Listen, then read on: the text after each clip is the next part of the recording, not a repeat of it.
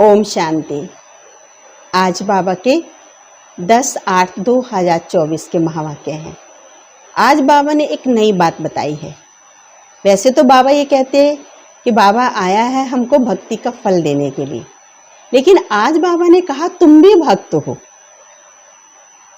भक्ति में हम भक्ति करते हैं भगवान से मिलने के लिए, लेकिन अभी हम भगवान से मिलकर भी भक्त हैं। इसके लिए बाबा ने बताया क्यों हमको बाबा ने भक्त कहा। क्योंकि बाबा ने कहा भक्त मतलब जो बॉडी कॉन्शियस में रहते हैं, जिनको देह की स्मृति रहती है। लेकिन अभी हम बच्चे पूरे तो विदेही नहीं बने हैं कि देही अभिमानी पूरे बन गए हैं। अभी तो हमको देह की स्मृति आती है ना। इसलिए बाबा ने कहा कि जब तक तुमको देह की स्मृति है, देह का भान है, तब तक तुम भक्त हो। ज्ञानी बनने के लिए तो पढ़ रहे हो। जब ज्ञानी पूरे बन जाएंगे तो कर्मातीत स्थिति हो जाएगी, तो फिर पढ़ाई की जरूरत नहीं रहेगी। इसलिए बाबा ने आज हमको भक्त कहा है। अब सुनते हैं बाबा के महावाक्य, बाबा के शब्दों में। तो बाबा ने आज सुनाया, मीठे बच्चे, अभी तुम्हारी सब आशाएं पूरी होती हैं। भगवान आया है हमारी सब आशाएं पूरी करने के लिए। पेट भर जाता है, जब आशाएं पूरी हो गई तो पेट भर गया। बाप आए हैं तुम्हें तृप्त आत्मा बनाने के लिए। हर प्रकार की इच्छाओं से, हर प्रकार की ज़रूरतों से बाबा हमें तृप्त कर देता है, तभी तो भगवान को सब याद करते हैं। अब बाबा ने प्रश्न पूछा है, अभी तुम बच्चे भक्ति तो नहीं करते हो, लेकिन भक्त ज़रूर हो। कैसे? उसका उत्तर बाबा ने सुनाया, जब तक देह अभिमान है तब तक तुम भक्त हो। तुम ज्ञानी बनने के लिए तो पढ़ रहे हो। ये जो पढ़ाई पढ़ रहे हैं, ये हम ज्ञानी बनने के लिए पढ़ रहे हैं। जब इम्तिहान पास करेंगे, कर्मातीत बन जाएंगे, तब संपूर्ण ज्ञानी कहलाएंगे। फिर पढ़ने की दरकार नहीं रहेगी। जब तक हम पढ़ रहे हैं, जब तक हम संपूर्ण नहीं बने हैं, कर्मातीत नहीं बने हैं, तब तक कहीं न कहीं देह का जो भान रहेगा, तो तब तक हम भक्त कहलाएंगे। दिन प्रतिदिन ज्ञान को स्टडी करते करते, जीवन में लाते लाते हम ज्ञानी बनने की प्रोसेस में आगे बढ़ रहे हैं। तो पूरा ज्ञान आ जाएगा, धारणा कर लेंगे, तब फिर हम संपूर्ण ज्ञानी कहलाएंगे। फिर पढ़ाई की ज़रूरत नहीं रहेगी। ओम शांति। भक्त और भगवान दो चीज़ें हैं, बच्चे और बाप। भक्त तो ढेर के ढेर हैं, भगवान एक है। तुम बच्चों को बहुत सहज बात लगती, हम बच्चों को मुश्किल नहीं लगता, हमको ये बातें सहज लगती हैं। आत्माएं शरीर द्वारा भक्ति करती हैं। क्यों? भगवान बाप से मिलने के लिए, इसलिए तो भक्ति करती हैं। तुम भक्त अभी ड्रामा को समझ गए। अब हम भक्त कौन है? हम भगवान से मिलने के लिए नहीं करते। हमें भगवान मिल गया है, परंतु हम अभी संपूर्ण ज्ञानी नहीं बने हैं। अभी हम ड्रामा को तो समझ गए हैं। जब पूरे ज्ञानी बन जाएंगे तब यहाँ नहीं रहेंगे, इस पुरानी दुनिया में नहीं रहेंगे। स्कूल में पढ़ते हैं, इम्तिहान पास किया फिर दूसरे दर्जे में चले जाएंगे। अभी तुमको भगवान पढ़ा रहे हैं। हमें कौन पढ़ा रहा है? स्वयं भगवान पढ़ा रहे हैं। ज्ञानी को तो पढ़ाई की दरकार ही नहीं रहती। ज्ञानी ज्ञान से पूर्ण हो गया, उसको पढ़ाई की क्या जरूरत है? ज्ञान नहीं है तभी तो पढ़ रहे हैं। भक्तों को भगवान पढ़ा रहे हैं। तुम जानते हो हम आत्मा भक्ति करते थे, अब भक्ति से निकलकर ज्ञान में कैसे जाएं, ये बाप सिखा रहे हैं। अब जो हम संगम पर चल रहे हैं, भक्ति से ज्ञान की स्टेज तक पहुंचने की प्रोसेस चल रही है, वो हम बाप से सीख रहे हैं। बाबा हमें सिखा रहे हैं। अभी भक्ति नहीं करते हो, परंतु देह अभिमान में तो आ जाते हैं। ये भी तुम समझते हो। वो भक्त लोग तो भगवान को भी नहीं जानते। वो भक्त ऐसे हैं, वो भगवान को भी नहीं जानते, खुद कहते हैं हम नहीं जानते। नंबर 1 जो भक्त है, उनसे भी बाप पूछते हैं, तुम जिस भगवान के भक्त थे उनको जानते थे? नंबर 1 भक्त से भी भगवान पूछ रहा है, तुम जिसको भगवान समझते थे क्या उसको जानते थे? वास्तव में भगवान भी तो एक ही होना चाहिए। यहाँ तो अनेक भगवान हो गए हैं। आज देखो संसार के अंदर कितने भगवान हैं। अपने को भगवान कहते रहते हैं। इसको कहा जाता है अज्ञान। अनेक भगवान तो कर लिए हैं, लेकिन अपने को भी भगवान समझ ले। भक्ति में घोर अंधियारा है। वो है ही भक्ति मार्ग। भक्ति मार्ग मतलब अंधियारा मार्ग। भक्त लोग गाते भी हैं। क्या गाते हैं? ज्ञान अंजन सतगुरु दिया, अज्ञान अंधेर विनाश।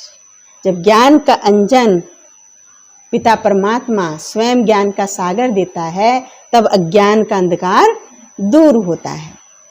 ज्ञान अंजन गुरु लोग नहीं दे सकते, सतगुरु देता है। गुरु तो ढेर के ढेर हैं।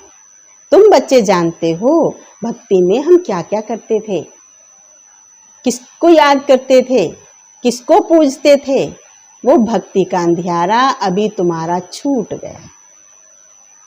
भक्ति में कितने अंधकार में थे, किसको याद कर रहे हैं, किसको पूज रहे हैं, कैसे कर रहे हैं, क्यों कर रहे हैं, कुछ पता नहीं था। अब हमारा वो अंधकार छूट गया। क्यों? क्योंकि हमने बाप को जान लिया। उन भक्तों से तो हम श्रेष्ठ हैं, क्योंकि उन्हें कुछ नहीं पता है। हमने बाप को जान लिया। बाप ने परिचय दिया है, मीठे मीठे बच्चे तुम आत्मा हो।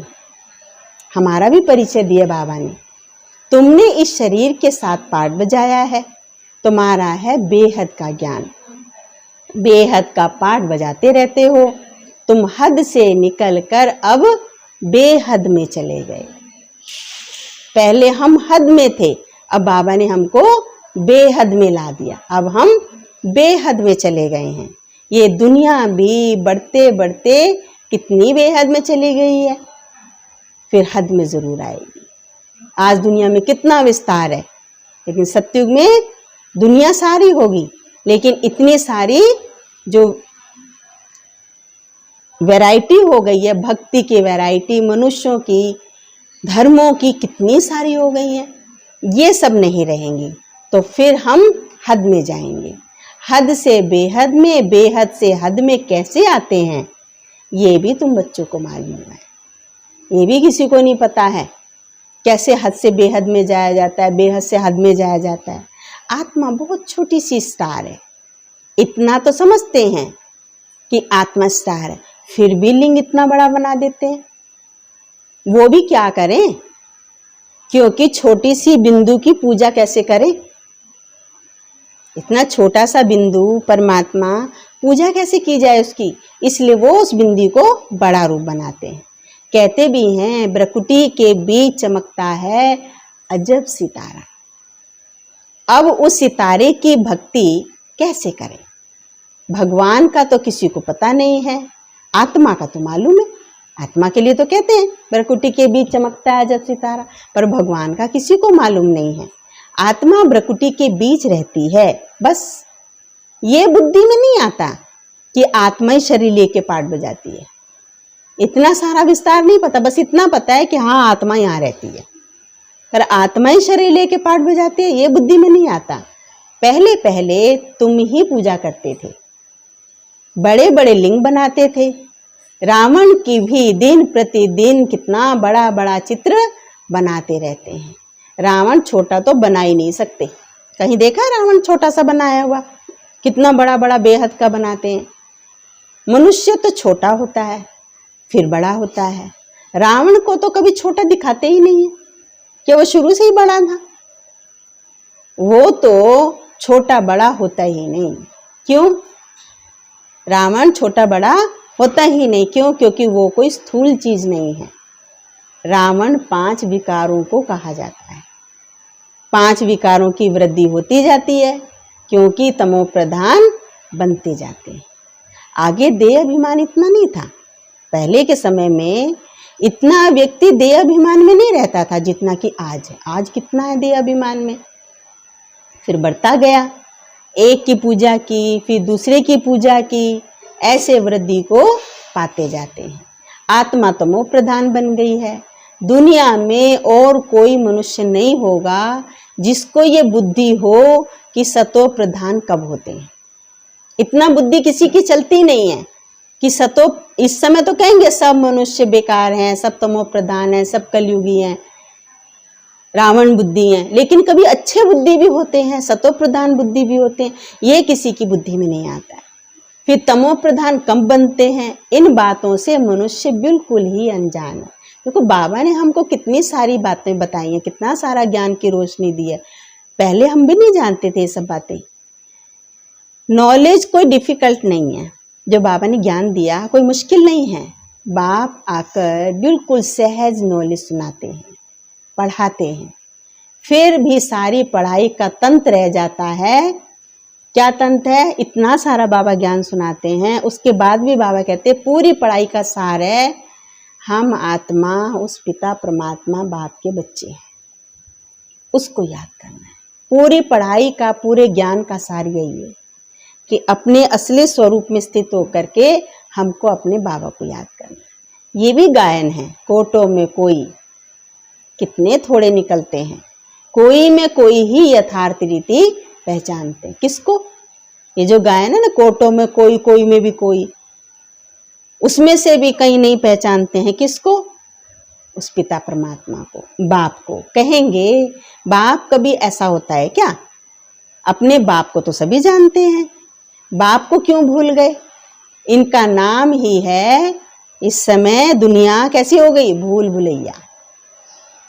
इस भूल भुलैया का खेल में हम अपने बाप को भी भूल गए। एक होता है हद का बाप, दूसरा होता है बेहद का बाप। दो बाप से वर्षा मिलता है, हद के बाप से थोड़ा वर्षा मिलता है, और बेहद के बाप से जरूर है बेहद का वर्षा मिलेगा।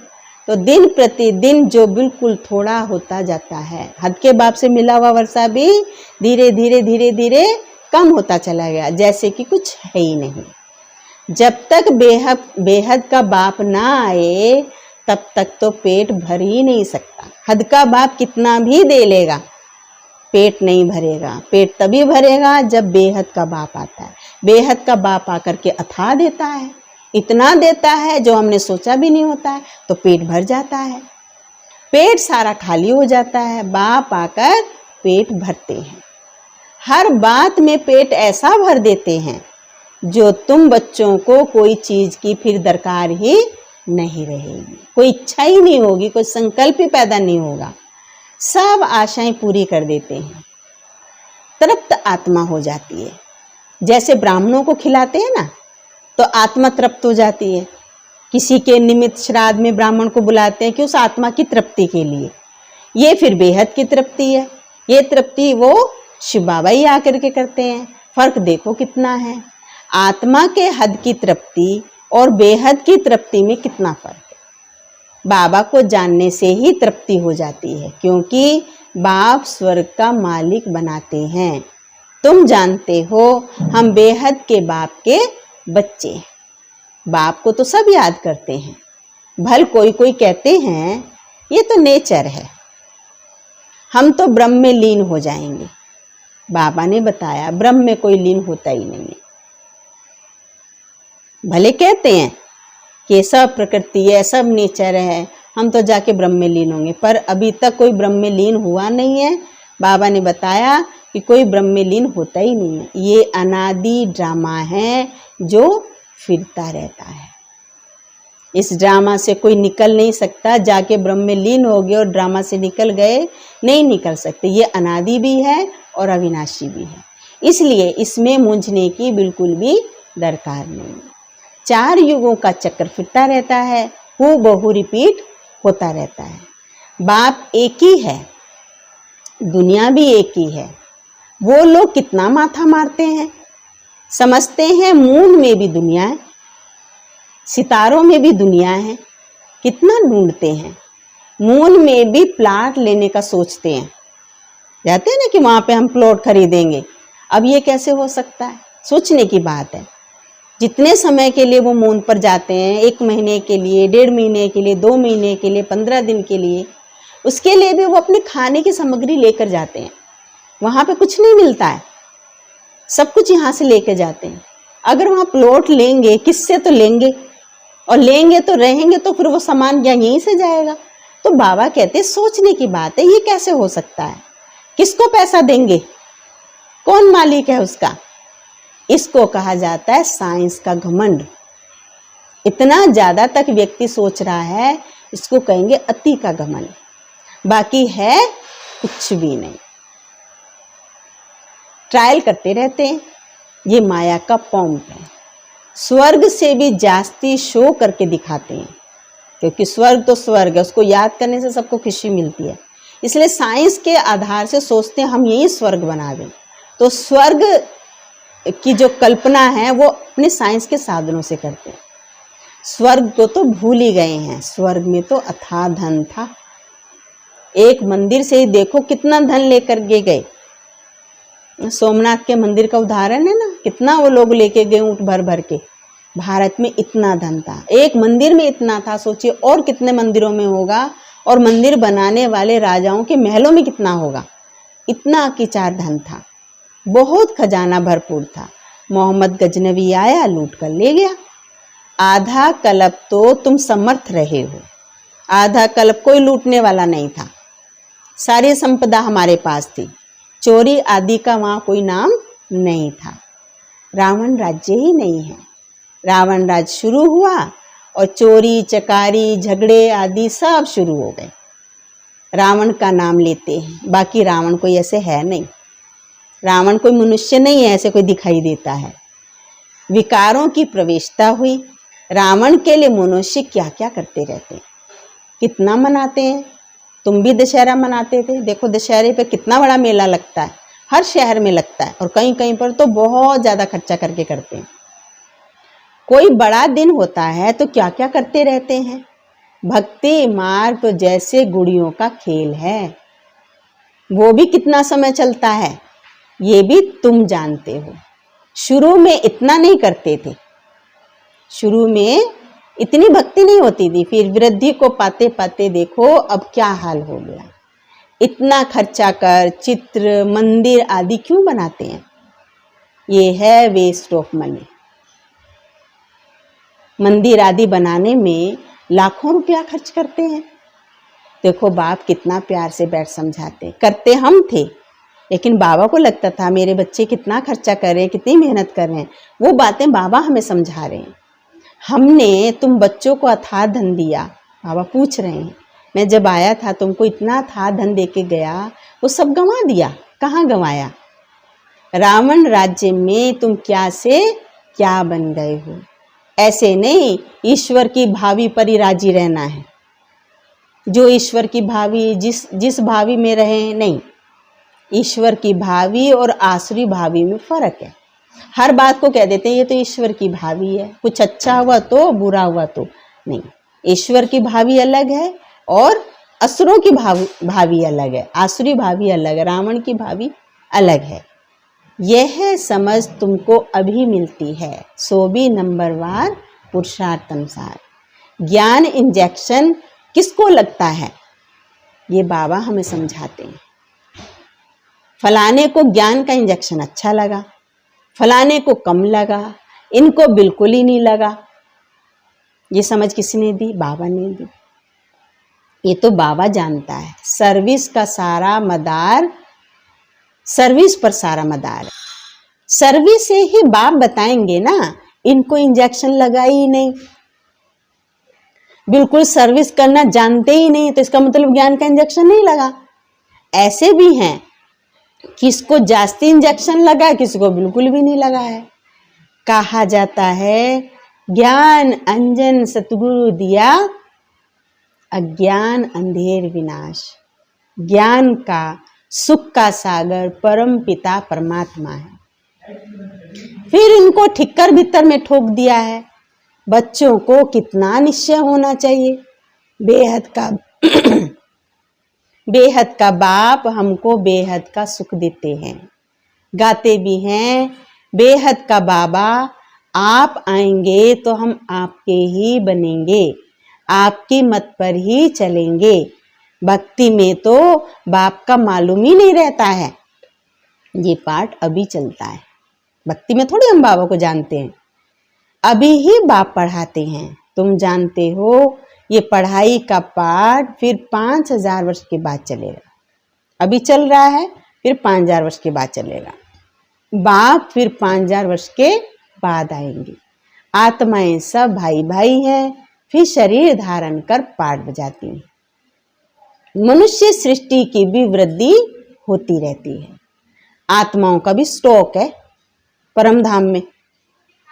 जितना मनुष्यों का स्टॉक पूरा होगा उतना वहां आत्माओं का स्टॉक होगा।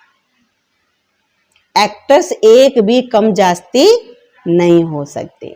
ये सब बेहद के एक्टर्स हैं। ये सृष्टि ड्रामा अनादि अविनाशी है, इसके एक्टर्स भी अविनाशी हैं। इसमें से एक भी एक्टर कम ज्यादा नहीं हो सकता। इनको अनादि पार्ट मिला हुआ है। जो भी सृष्टि के एक्टर्स आत्माएं हैं सबको अनादि पार्ट मिला हुआ है। ये वंडरफुल है। अभी तुम बच्चे कितने समझदार बने हो, ये पढ़ाई कितनी ऊंची है। बाबा हमको कितना प्यार से कितना सहज रीति से सुनाते, बच्चे अब तुम कितने समझदार बन गए हो। ये पढ़ाई बाबा हमें कितनी ऊंची दे रहे हैं। तुम्हें पढ़ाने वाला स्वयं ज्ञान का सागर बाप है, बाकी तो सब भक्ति के सागर है। जैसे भक्ति का मान है वैसे ज्ञान का भी मान है। भक्ति का मान कितना है तो ज्ञान का भी मान है। ऐसे भक्ति में मनुष्य कितना दान पुण्य करते हैं ईश्वर, क्योंकि वेद शास्त्र आदि कितने बड़े बड़े बनाते हैं। अभी तुम बच्चों को भक्ति और ज्ञान का अंतर मिला है। भक्ति क्या है, ज्ञान क्या है, इस अंतर को हम अभी समझते हैं जब से हम बाबा के बनते हैं। कितना विशाल बुद्धि चाहिए इसके लिए। तुम्हारी कभी कोई में आंख नहीं जाएगी। तुम कहेंगे क्या हम इन किंग क्वीन को देखें, इस दुनिया के, हम सत्युग वाले हैं तो हमारी इस दुनिया के किसी भी बड़े व्यक्ति में आंख नहीं जाएगी।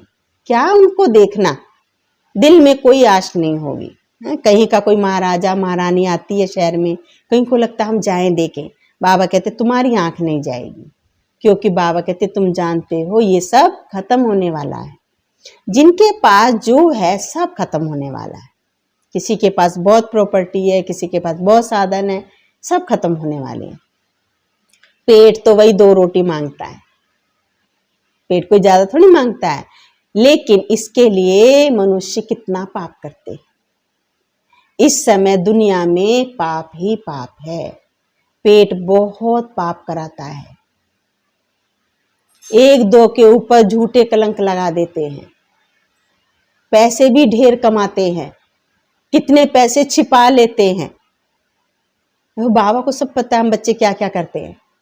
पैसे के पीछे व्यक्ति कितने पाप करता है। पेट को कोई ज्यादा थोड़ी चाहिए, 2 रोटी चाहिए, ज्यादा थोड़ी खाता है व्यक्ति। लेकिन और की आसक्ति, और जमा हो और जमा हो और जमा, उसके लिए कितने पाप करते हैं, छिपा कर रखते हैं। गवर्नमेंट क्या कर सकती है, परंतु कोई कितना भी छिपाए छिप तो सकता नहीं। ऐसी परिस्थिति का घेरा आता है जो सब कुछ निकल के आ जाता है। अभी तो नेचुरल कैलेमिटीज भी आनी है, अभी बाकी थोड़ा समय। बाबा कहते देखना, बाबा कहते शरीर निर्वाह कुछ भी करो, उसके लिए मना नहीं है। जब तक शरीर है, शरीर की जरूरत के लिए करो।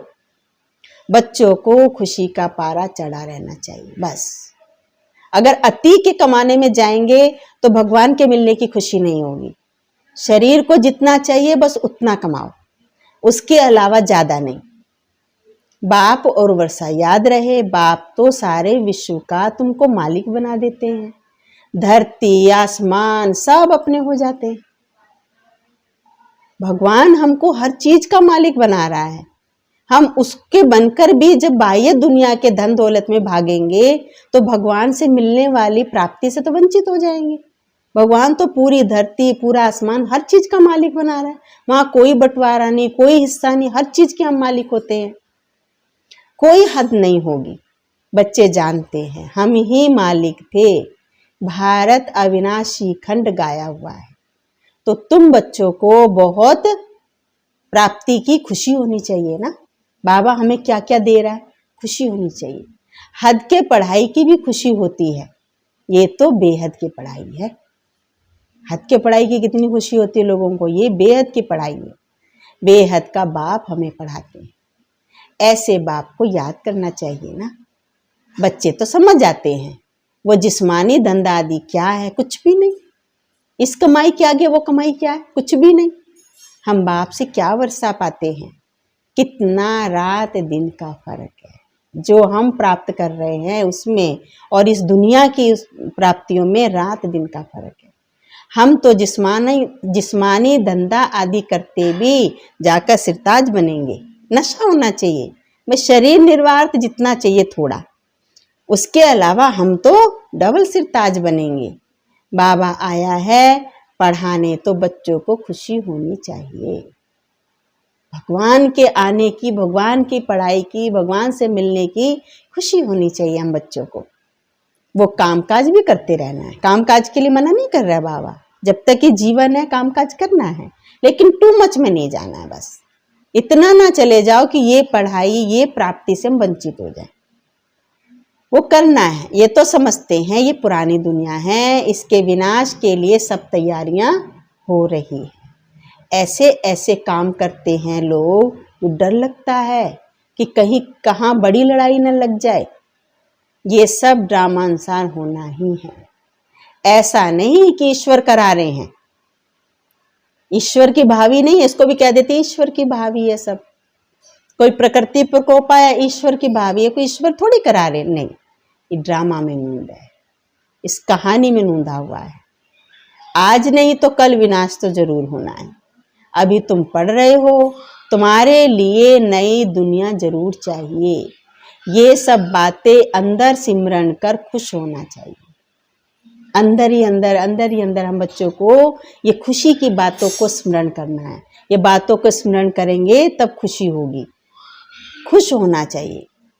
बाबा ने ये रथ भी ले लिया, इनको तो कुछ भी है ही नहीं, सब कुछ छोड़ दिया। देखो बाबा ने ब्रह्मा बाबा का रथ लिया, बाबा ने तुरंत झट सब कुछ छोड़ दिया।